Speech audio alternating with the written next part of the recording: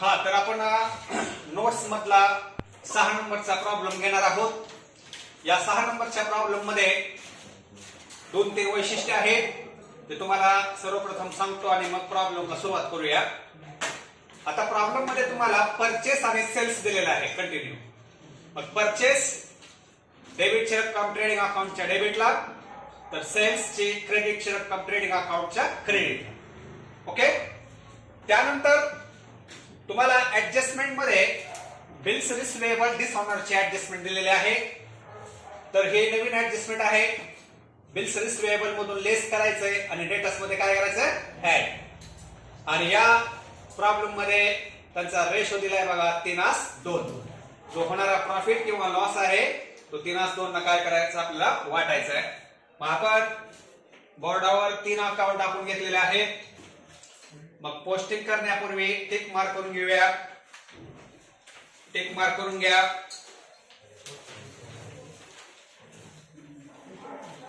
Motive पॉवरला tick करा.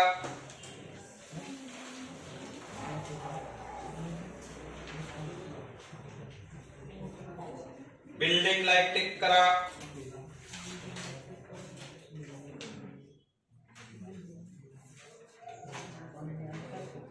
Bills receivable ला tick करा.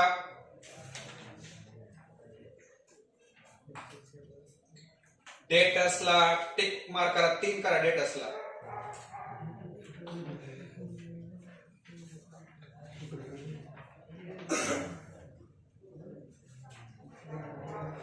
अतिशय सिंपल प्रॉब्लेम आहे मित्रांनो बरं का. एवढ्याला टिक करा आणि कॅपिटलला टिक असो वा नसो कॅपिटल एम पुढे घेतो आपण इनरला. सुरुवात करायची. तर पहिला आयटम आहे बघा परचेस अँड सेल्स. परचेस ट्रेडिंगच्या डेबिटला घ्या 65,000.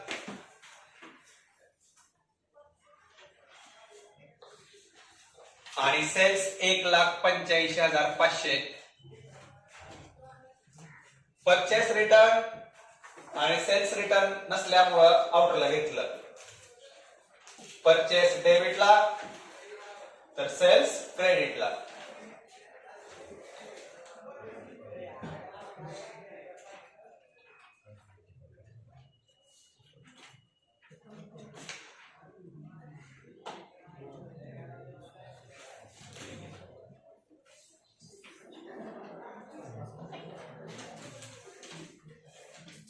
घेतलं सर्वांनी. नेक्स्ट आयटम बघा वर्क मॅनेजर सॅलरी. गोष्ट लक्षात घ्या. वर्क म्हणजेच काय फॅक्टरी. आणि फॅक्टरीचा खर्च कुठे येतो. जे फॅक्टरीमध्ये जो काय मॅनेजर आहे त्याची पगार आहे. त्यामुळे ट्रेडिंग अकाउंटच्या डेबिटला वर्क मॅनेजर सॅलरी 2,300. मित्रांनो असा नवीन आयटम आला की तुम्ही तुमच्या ट्रायल बॅलन्सच्या कंसातले जावा त्या आयटमच्या कंसात टीडी म्हणून. टीडी म्हणजे काय ट्रेडिंगच्या डेबिट. म्हणजे अभ्यास करताना तुम्हाला काय होईल सोपं जाते.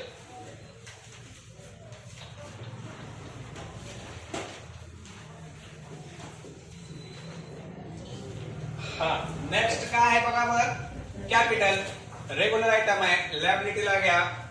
कोण आहे पहिला पार्टनर.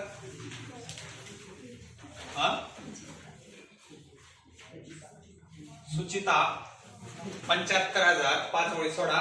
दुसरा पार्टनर कोण आहे गायत्री 40,000.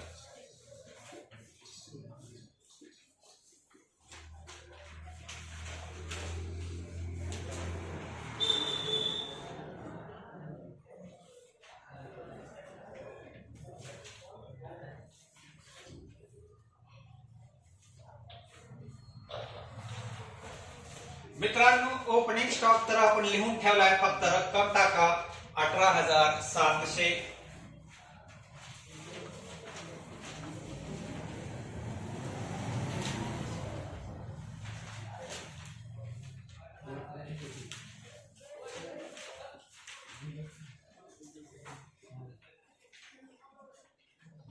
हा नेक्स्ट आयटम आहे बघा डेटर्स अँड क्रेडिटर्स. मला सांगा डेटर्स कुठे घेणार असेल. सुरुवातीची रक्कम डेटर्सची असते बा, किती आहे? 47. मित्रांनो 3 स्टार असल्यामुळं 6 वेळी सोडा. का 6 वेळी लागणार आहेत हे तुम्हाला थोड्याच वेळात समजेल. डेटर्स ऍसेटला घेतलं तर क्रेडिटर्स कुठे घेणार? लॅबिलिटीला. क्रेडिटर्सला ऍडजस्टमेंट नाही, आउटरला घ्या. किती? पुढली रक्कम क्रेडिटर्सची असते बघ, किती आहे? 35,000. डेटर्स ऍसेटला घेतलं तर creditors liability.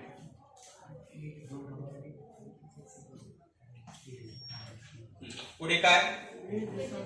Wedges and salary एकच आयटम आहे बरं का मित्रांनो. सुरुवात कुणापासून झाले? त्यामुळे वेजेस पासून सुरुवात झाल्यामुळे पुढे यायचा ट्रेडिंगच्या डेबिट. थांबा माझ्याकडे बघा. इथं जर सुरुवात सॅलरी अँड वेजेस असतं तर प्रॉफिट लॉस. सुरुवात कशापासून झाली ते बघायचे. वेजेस पासून झाल्यामुळे ट्रेडिंग अकाउंटच्या डेबिटला वेजेस अँड सॅलरी किती रक्कम आहे?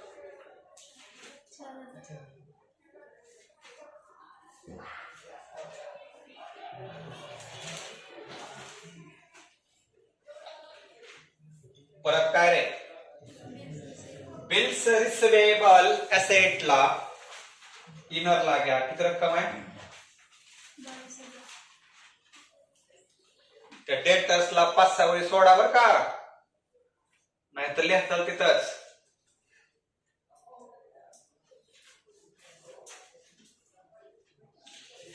आता बिल्स रिसिवेबल असेटला घेतले तर बिल्स पेएबल कुठे घेणार सांगा बर? लॅबिलिटी. किती आहे बिल्स पेएबल?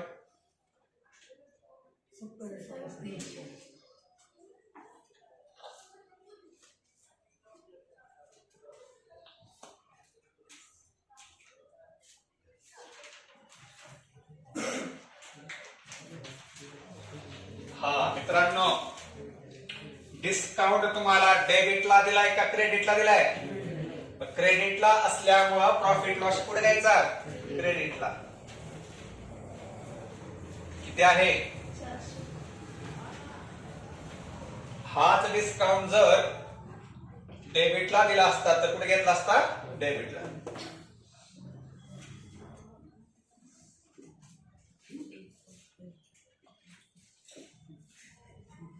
हा, त्यानंतर काय मित्रांनो? मोटिव्ह पॉवर म्हणजे काय?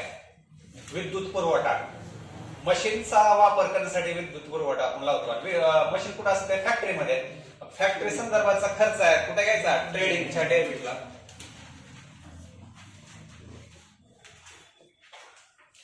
किती आहे मोटिव्ह पॉवर? 1,350. स्टार आहे, इनरला घ्या. म्हणजे कंसातल्या वाटलंच तर टीडी तुमच्या त्या ट्रायल बॅलन्स मध्ये टाकायचं असतं.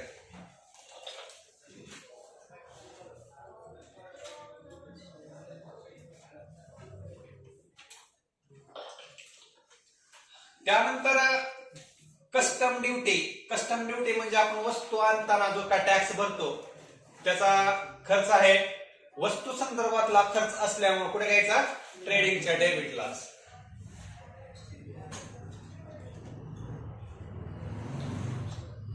आज काय नवीन आयटम आहे 2-3 तुमच्या फॉर्मॅट मध्ये आहेत ऑलरेडी. ते याही आयटमच्या कंसातल्या ट्रेडिंगच्या डेबिटला टीडी म्हणून.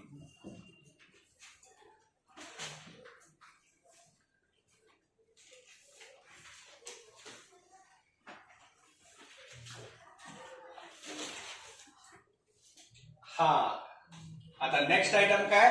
इंटरेस्ट. इथंही इंटरेस्ट डेबिटला दिलाय का क्रेडिटला दिलाय? त्यामुळं हा इंटरेस्ट कुठे यायचा? प्रॉफिट लॉसच्या क्रेडिट. किती आहे?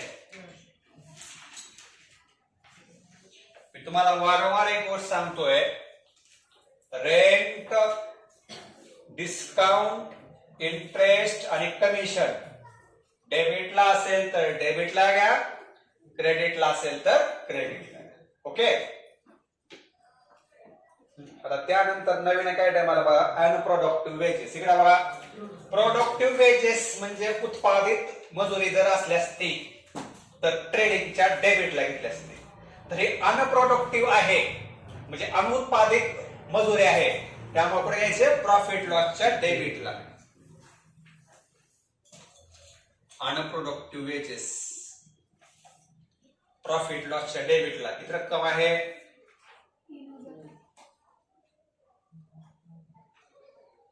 याच्याही कंसात पीडी टाका. पीडी म्हणजे काय?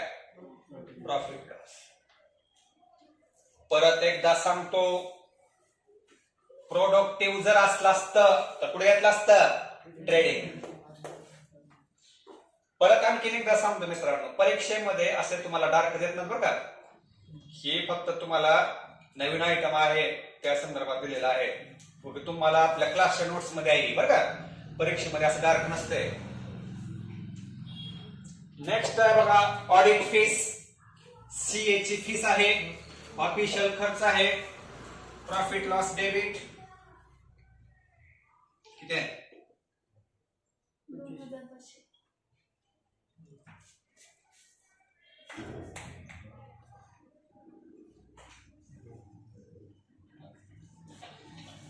रेंट देखील प्रॉफिट लॉसच्या डेबिटला किती आहे? रेंट म्हणजे भाडं.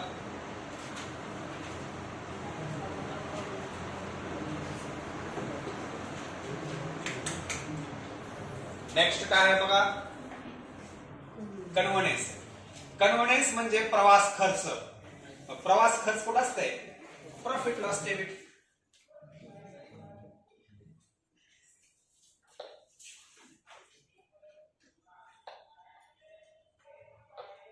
कंसातल्या त्याच्या प्रवास खर्च.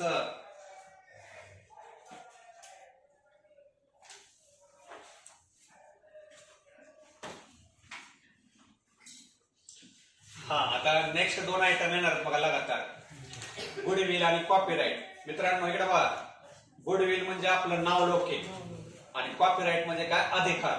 ह्या दोन्ही आपल्या काय? ऍसेट आहेत. ऍसेटला घ्या गुडविल. गुडविल किती आहे? आणि कॉपीराइट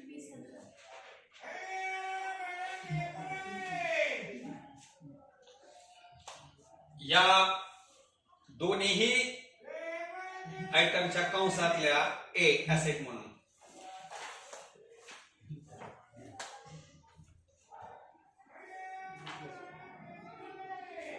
परत एकदा सांगतो मित्रांनो, ज्याला स्टार आहे त्यालाच इनरला घ्या आणि ज्याला स्टार नाही त्याला कुठे घ्या? आउटरला. आता इतकं सांगून देखील बरेचसे विद्यार्थी या गुडविल आणि कॉपीराइटला इनरला गेले. तर कसं शिकवायचं तुम्ही सांगा मला. त्यानंतर आहे बिल्डिंग.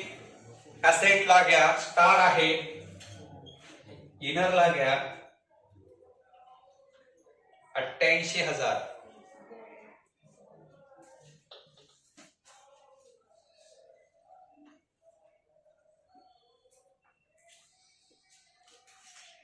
त्यानंतर आहे पार्टनर सुचिता लोन. इकडे बघा, सुचितानं आपल्या व्यवसायाला लोन दिलंय म्हणजे ते भविष्यात आपल्याला देणं आहे, त्यामुळे कुठे घ्यायचंय? लायबिलिटीला.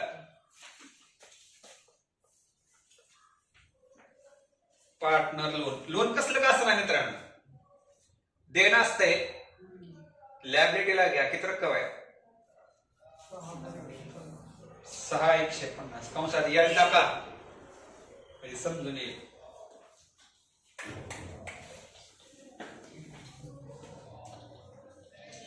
आणि आता शेवटच्या दोन्ही आपल्या ऍसेट आहेत बघा, इन्व्हेस्टमेंट गुंतवणूक आणि कॅश ऍडव्हान्स. ऍसेटला घ्या इन्व्हेस्टमेंट.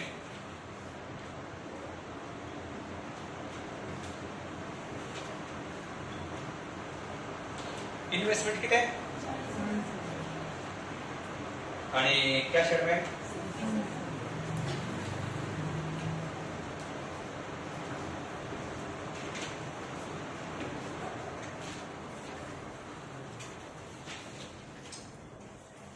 पोस्टिंग झालेले आहेत।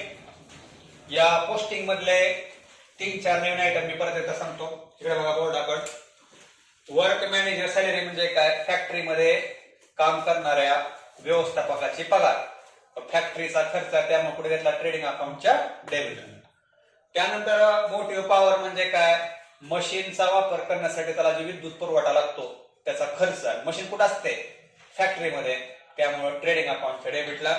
कस्टम ड्युटी म्हणजे काय, आपण जे वस्तू बाहेरून आणतो, जी काय उत्पादक टॅक्स जो असतो तो देखील ट्रेडिंग अकाउंटच्या डेबिटला। त्यानंतर अनप्रोडक्टिव्ह वेजेस म्हणजे काय, अनुत्पादक मजुरी, जर प्रोडक्टिव्ह असलं असतं तर कुठे घेतलं असतं, ट्रेडिंगला, अनप्रोडक्टिव्ह कुठे घ्यायचं, प्रॉफिट लॉसच्या डेबिटला। त्यानंतर कॉपीराइट म्हणजे आपले अधिकार एक प्रकारे काय असते, आपले ऍसेट असते, त्यामुळे बॅलन्स शीटच्या पुढे घ्यायचं आपण ऍसेट। पोस्टिंग समजले। या ह्याच्यामध्ये कुठलेही हिडन ऍडजस्टमेंट नव्हते, बॅड डेब्टचा बंच नव्हता। आता एकूण आपल्याला किती ऍडजस्टमेंट आहेत, 6 मधले 2 ऍडजस्टमेंट नवीन आहेत, बाकीच्या 4 कशा आहेत, आपल्या रेग्युलर आहेत। तर पहिले ऍडजस्टमेंट आहे बघा, क्लोजिंग स्टॉक कुठे घ्यायचं, ट्रेडिंगच्या क्रेडिटला किती रक्कम आहे, 19,700। आणि दुसरा इफेक्ट ऍसेटला क्लोजिंग स्टॉक,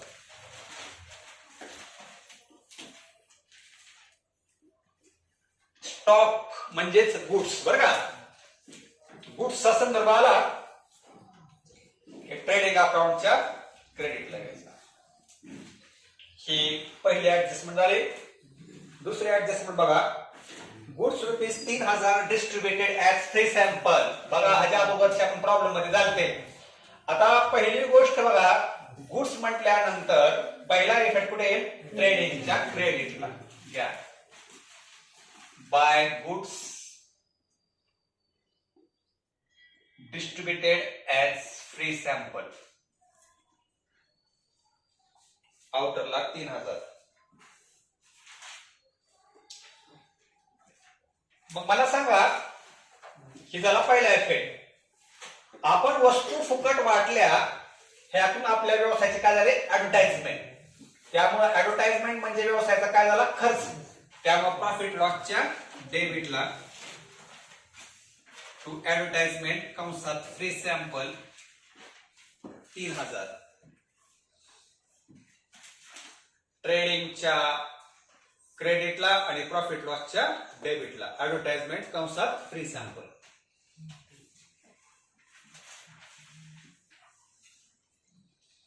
या तर आपल्या 2 रेग्युलर होत्या ऍडजस्टमेंट।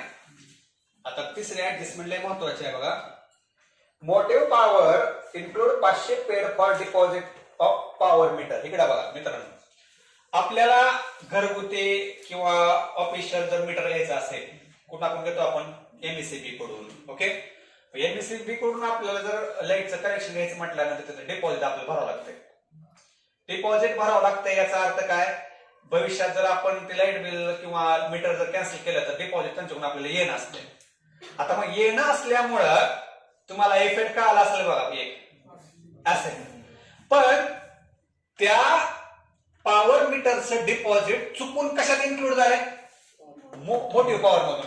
मग इकडे बघा, तुम्हाला एक नियम सांगतो, चुकून जर एखादा खर्च दुसऱ्या खर्चात जर इन्क्लूड झाला असेल तर त्या खर्चातून काय करायचं असते, लेस करायचं। त्यामुळे मोटिव्ह पॉवर मधून काय करायचं, लेस पॉवर मीटर डिपॉझिट म्हणा 500, आउटरला किती येईल,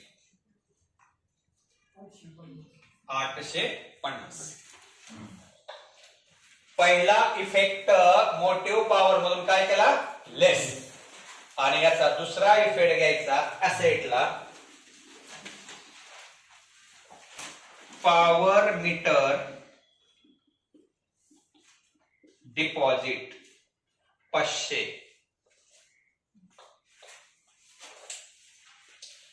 हे नवीनच ऍडजस्टमेंट आहे, त्यामुळं ऍडजस्टमेंटच्या कंसात लिहा मोटिव्ह पॉवर मधून लेस करून असेटला.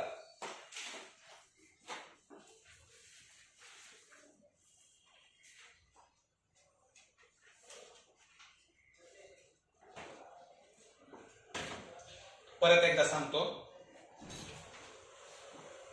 आपल्याला लाईटीचं कनेक्शन घ्यायचंय. आपण कुठून घेतो? एमएससीबी कडून घेतो. एमएससीबी कडून कनेक्शन जर घ्यायचं असेल तर आपल्याला तिथं डिपॉझिट भरावं लागते. मग तिथं आपण डिपॉझिट भरल्यानंतर भविष्यात जर आपल्याला लाईट बिल किंवा ती मीटर जर कॅन्सल करायचं असेल तर डिपॉझिट आपल्याला वापस मिळते. ते आपलं येणं असते. मग येणं असल्यामुळे आपण कुठे घेतो? बॅलन्स शीटच्या असेट.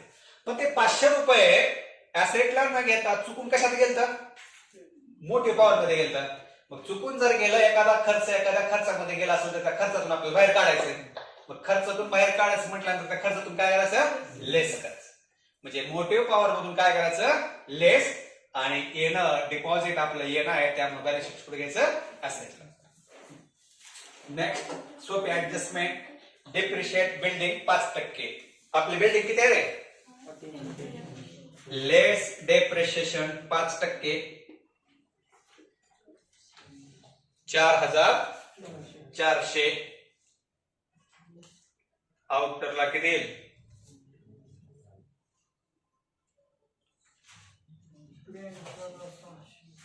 83,600. बिल्डिंग मधून लेस केला. याचा दुसरा इफेक्ट प्रॉफिट लॉसच्या डेबिटला. DP on building 4400. ही आपली रेग्युलर ऍडजस्टमेंट आहे.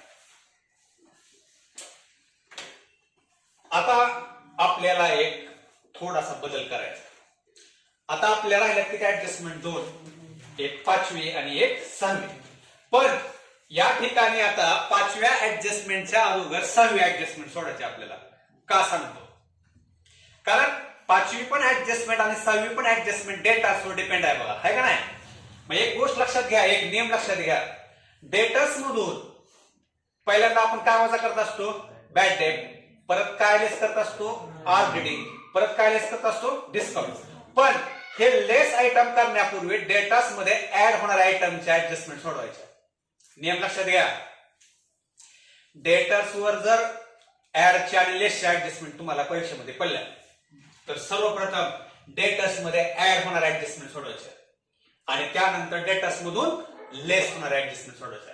आता 6वी ऍडजस्टमेंट काय म्हणते? Bills receivable disorder. आपण इफेक्ट काय करत असतो? बिल्स रिसिवेबल मधून काय करायचं? लेस. आणि डेटर्स मध्ये काय करायचं? ऍड. मग बघा डेटर्सची ऍड वाले ऍडजस्टमेंट पहिल्यांदा घ्यायची आणि मग परत काय करायचं? लेस वाले. सगळं तुम्हाला लिहून देतो नियम, काळजी करू नका. त्यामुळे आता 5व्या ऍडजस्टमेंटच्या अगोदर आपण कुठली ऍडजस्टमेंट सोडू? 6वी. मग 6व्याचा पहिला इफेक्ट घ्या. बिल्स रिसिवेबल मधून लेस डिसऑनर. हे डिसऑनर म्हणजे काय? बिल रद्द झालं. किती रक्कम आहे? 4000. वजा करून किती येत आहे? 18. ही झाला पहिला इफेक्ट. आता याचा दुसरा इफेक्ट तिथंच आहे. डेटास मध्ये काय करायचं?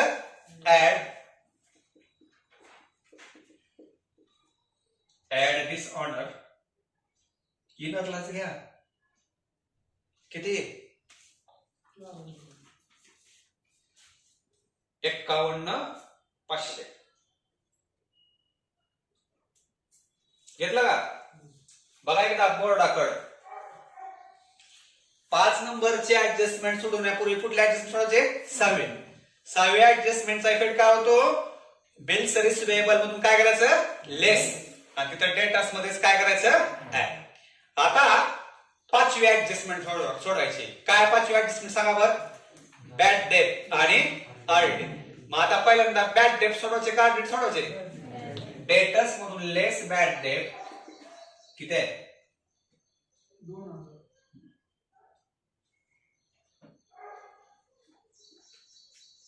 2000 मधून 2000 वजा केल्यावर इनरलाच घ्या. किती येत आहे? 49,500. आणि आता त्या 49,500 वर किती टक्के काढायचे ऑलरेडी 3 का 5 आहे 3%. कसे 3% काढायचे सांगा बरं. 49,500 मधले 2 शून्य कट करा. 2 शून्य जर कट केले 495 गुणिले 3 करा बरं किती येते.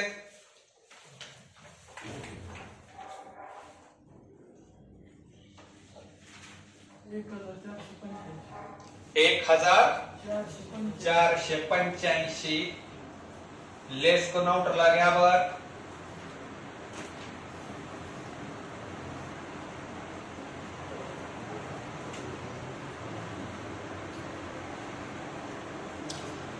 $48,015 येते का.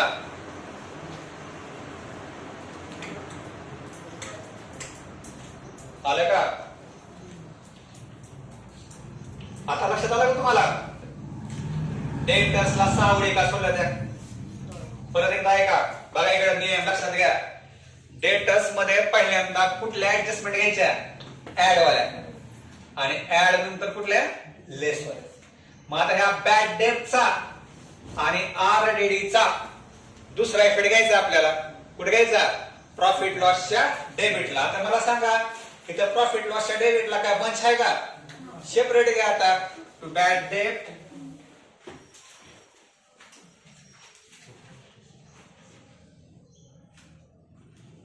आणि टू आरडीडी. बॅड डेट 2000 आणि आरडीडी 1485. समजलं का. काय ना अवघड. काय केलं आपण 5 नंबरच्या ऍडजस्टमेंट पूर्वी कुठली सोडवली आपण 6वी. कारण 6वी ऍडजस्टमेंट काय डेटास मध्ये ऍड होणार आहे. ओके आता प्रॉब्लेम संपलेला आहे. एक एक अकाउंट क्लोज करा. चला ट्रेडिंगची क्रेडिट साईड मोठी असते करा सगळ्यांनी.